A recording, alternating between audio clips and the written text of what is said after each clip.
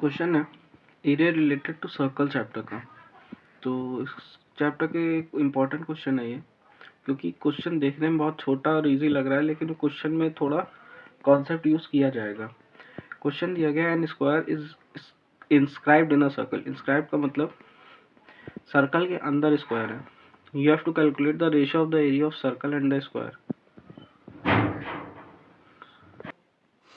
हमको रेशियो निकालना है सर्कल के एरिया का और स्क्वायर के एरिया का। तो टू फाइंड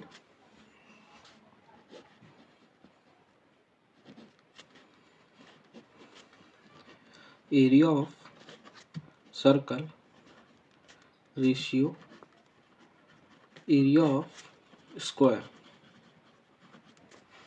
इसका फॉर्मूला पहले मैं मेंशन कर देता हूँ, पाई आर स्क्वायर। इसमें कोई सेक्टर का फॉर्मूला नहीं लगेगा, डायरेक्ट सर्कल का ही लगेगा। और आगे कैसे क्या यूज होता है वो मैं बताता हूँ। एरिया ऑफ स्क्वायर होता है साइड स्क्वायर, पता ही होगा हालांकि सबको। पहले फिगर बना लेते हैं, क्योंकि आधी बात तो उसी से क्लियर हो जाएगी। यहाँ पे सर्कल के अंदर एक स्क्वायर इंस्क्राइब्ड है।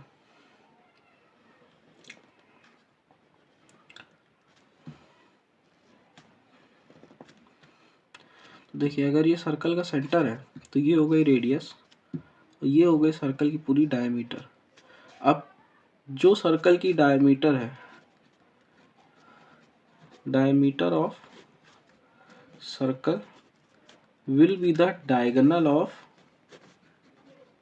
स्क्वायर। ये तो ऑब्वियस सी बात आपको दिख गई कि जो सर्कल की डायमीटर होगी वो स्क्वायर की डायगोनल होगी।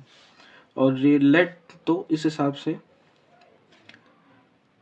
यहाँ लिख लेते हैं पहले, let the radius of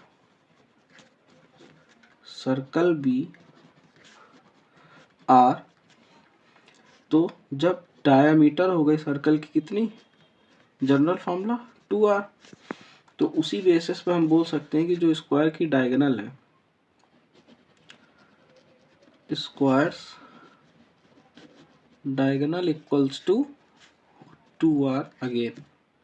okay, यहाँ पे सर्कल मेंशन कर लेते हैं A B C D and O, which means यहाँ पे हम लोग नाम मेंशन कर सकते हैं डी बी। अब देखिए, अगर हमको सर्कल का एरिया निकालना है और स्क्वायर का एरिया निकालना है, सर्कल के एरिया के लिए तो हम लोगों ने रेडियस मान लिया, कोई न्यूमेरिकल वैल्यू की रिक्वायरमेंट नहीं है। लेकिन जैसे हम लोग को स्क्वायर का एरिया निकालना है तो साइड की रिक्वायरमेंट हमको होगी। तो उसके लिए हम लोग क्या करेंगे, पहले पाइथागोरस थ्योरम यूज़ करेंगे इस राइट एंगल ट्रायंगल में। क्यों? क्योंकि स्क्वायर के जितने भी एंगल्स होते हैं वो 90 डिग्री होते हैं, प्रॉपर्टी ऑफ स्क्वायर है ये। तो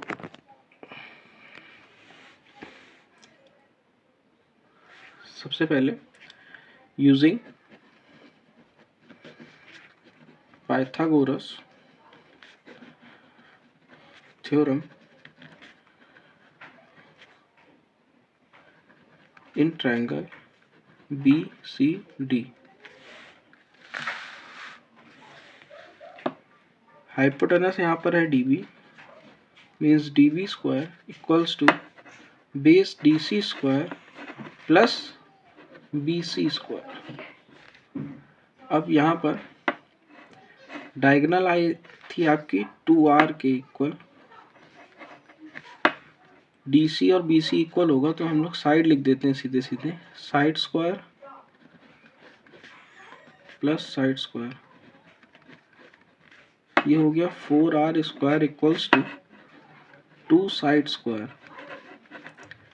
तो साइड स्क्वायर की वैल्यू यहाँ पर आ गई आपकी 4r square upon 2, that is 2r square. तो एरिया ऑफ स्क्वायर होता है साइड स्क्वायर, हमको सीधे सीधे एरिया मिल गया स्क्वायर का।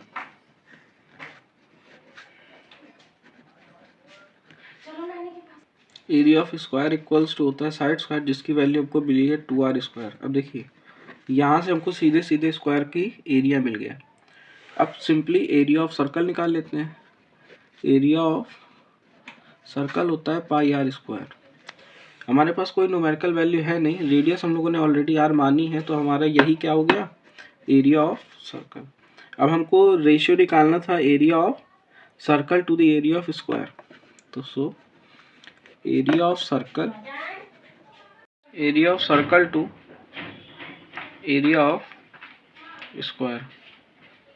यहाँ से वैल्यू प्लेस कर लें। एरिया ऑफ सर्कल की वैल्यू है pi are square equals to area of circle की है 2r स्क्वायर।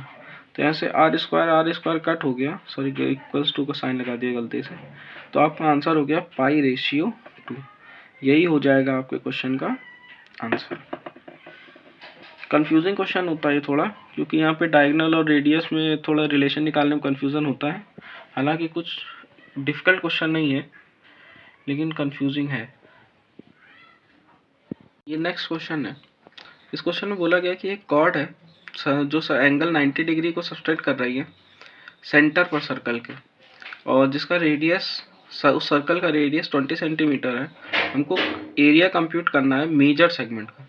देखिए यहाँ पे बच्चे क्या गलती करते हैं, सीधे सीधे 90 वो फॉर्मूला लगा के वैल्यू निकाल देते हैं। ये गलत है, क्योंकि वो माइनर सेक्टर का फॉर्मूला होता है और ये मेजर सेक्टर पूछा गया है यहाँ पे, इस पे ध्यान देना पड़ेगा। जैसे आप बच्चे क्या करते हैं, area of sector of circle, इसका फॉर्मूला लगा देते हैं theta upon 360 into pi are square. वो सीधे सीधे 90 अपॉन 360 इंटू 22/7 इंटू 20। यहाँ पर हम लोग पाई रखते हैं, वैसे कुछ करते नहीं अलग। तो पाई इंटू 20 इंटू 90 अपॉन 360, 4 और 5। तो यहाँ से वो सीधे सीधे 5 पाई सेंटीमीटर स्क्वायर यहीं पे आंसर लिख देते हैं, और यहीं पर उनका गलत हो जाता है क्वेश्चन। करना क्या होता है, उनको इस एरिया को पूरे सर्कल के एरिया से माइनस करना होता है। जैसे जनरली एग्जांपल ले लें कि ये जैसे सर्कल है, ये कोई सेक्टर है, तो वो इस चीज़ के बारे में पूछ रहा है एरिया, ना कि इस चीज़ का। तो यहाँ पे हम लोग को क्या करना है, अब एरिया ऑफ सर्कल निकालना पड़ेगा। इक्वल्स टू होता है पाई आर स्क्वायर। यहाँ भी पाई की वैल्यू हम प्लेस नहीं करेंगे, और रेडियस वैल्यू आपको दी गई है 20। तो यहाँ पे आंसर आ गया 400 पाई सेंटीमीटर स्क्वायर। तो अब यहाँ पर area of major segment of circle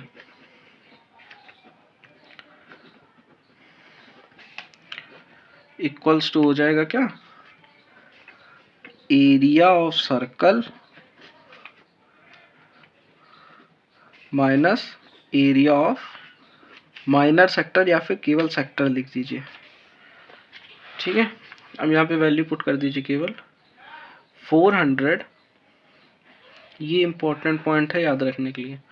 400 pi pi minus 5 पाई। तो यहाँ पे आंसर क्या आ गया, ये 395 पाई सेंटीमीटर स्क्वायर। आप अगर यहाँ पे भी आंसर लिख देंगे तो कोई इशू नहीं है, आंसर का आपको मार्क्स पूरे मिलेंगे। लेकिन अगर बोला जाएगा क्वेश्चन में कि आपको डेसिमल के प्लेस तक निकालना है, तो आपको पाई की वैल्यू प्लेस करनी पड़ेगी, दैट इज 395 इंटू 22/7। तो इसके बाद जब आप वैल्यू फाइंड करेंगे इसकी, जब आप सॉल्व करेंगे तो आपका आंसर आएगा 1241.42। हालांकि ये नॉन टर्मिनेटिंग डेसिमल पे जाएगा, इसके आगे वैल्यू है, लेकिन हम लोग 42 तक 2 प्लेस ऑफ डेसिमल तक ले लेंगे, और यहाँ पे अप्रॉक्स आंसर लिख देंगे। यूनिट लिखना भूल गया, सॉरी, नेक्स्ट स्टेप में लिख दे रहा हूँ। 1241.42 सेंटीमीटर ऑफ स्क्वायर हो गया आंसर। तो ये है पूरा क्वेश्चन। आपको केवल ऊपर सेक्टर का एरिया नहीं निकाल देना था, आपको रिमेनिंग सेगमेंट का निकालना था, मतलब मेजर सेगमेंट का। जैसे ये सेक्टर हो गया और मेजर सेगमेंट आपको निकालना था। तो ये है पूरा क्वेश्चन आपका।